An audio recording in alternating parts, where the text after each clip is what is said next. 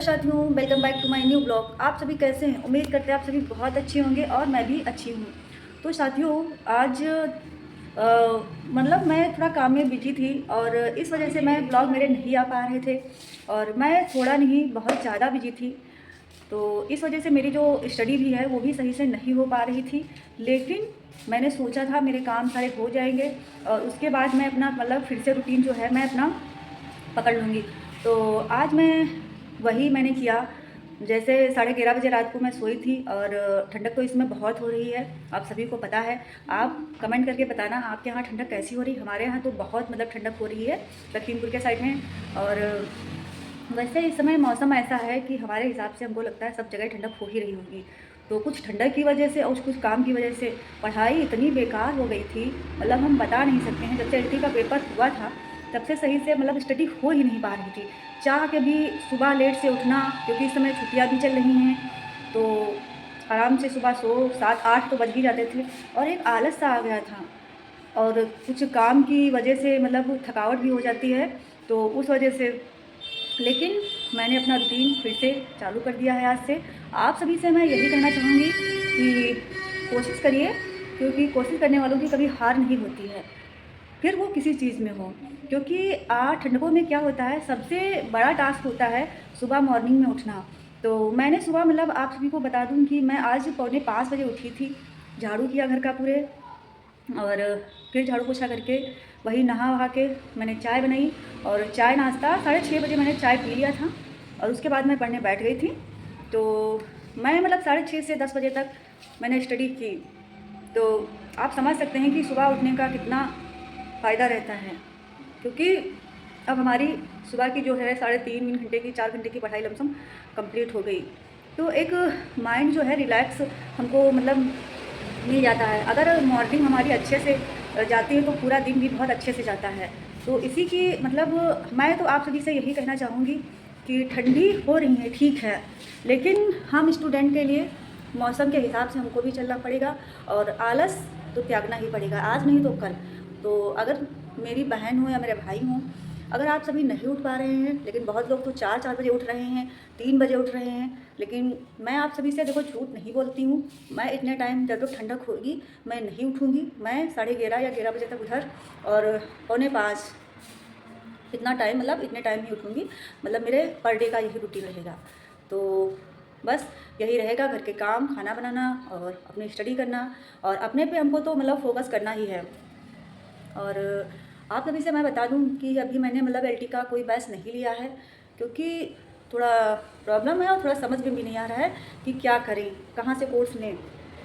तो बस 1-2 दिन में देखते हैं हमको कोर्स कहाँ से लेना है, तो हम लेंगे, आप सभी को जल्दी ही बताएंगे कि कहाँ से कोर्स ले रहे हैं। और मैंने मतलब बुक से स्टडी नहीं की थी, तो मैं इस टाइम अपनी बुकें जो मेरे पास नहीं थी वो मैंने ली हैं, तो अपने बुक का मतलब बुक से चैप्टर पढ़ रही हूँ। क्योंकि अगर हमें लिखना है तो हमें डीप में पढ़ना भी पड़ेगा, क्योंकि ऐसा नहीं है कि हम मतलब ऊपर ऊपर से पढ़ लें और उसके बाद मतलब हमारा सिलेक्शन हो जाएगा। हो सकता है, ऐसा नहीं है, कोचिंग अच्छी होती है, लेकिन हमारे हिसाब से मतलब ये होता है कि अगर हम डीप में पढ़ेंगे तो हमको नॉलेज अच्छा होगा।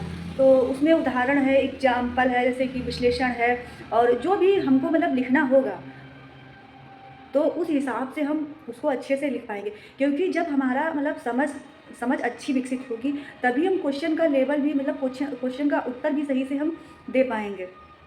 तो इस वजह से मैं सोच रही थी जब तक मैं कोर्स नहीं ले रही हूँ तब तक मैं बुक से पढ़ रही हूँ, और कोर्स ले भी लूँगी तब तक भी मैंने मतलब सोचा है कि सारी बुकें मुझे कंप्लीट करनी है अच्छे से एक बार। उसके बाद टाइम मिलता है, जैसा होगा वैसा देखते हैं। और आप सभी से हम यही कहना चाहेंगे कि पढ़ते रहिए, पढ़ाई बेकार नहीं होती है और हिम्मत अपने आप ही लानी पड़ेगी। हिम्मत हमको कोई देने वाला नहीं होगा, और हर दिन बस थोड़े थोड़े प्रयास करते रहना है। आलस तो करना ही नहीं है ज़िंदगी में, क्योंकि अगर हम आलस करेंगे तो हमसे कई लोग आगे निकल जाएंगे। तो आलस हमको नहीं करना है, क्योंकि मेरे साथ जो लोग मेरे भाई बहन जुड़े हैं मैं उनसे यही कहना चाहूँगी कि आलस हमको नहीं करना है और हमको हर दिन प्रण लेना है।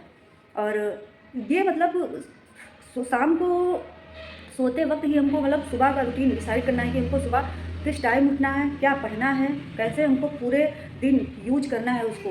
क्योंकि लक्ष्य हमारा है तो ध्यान हमें ही देना पड़ेगा। हमको और कोई ध्यान नहीं देने आएगा।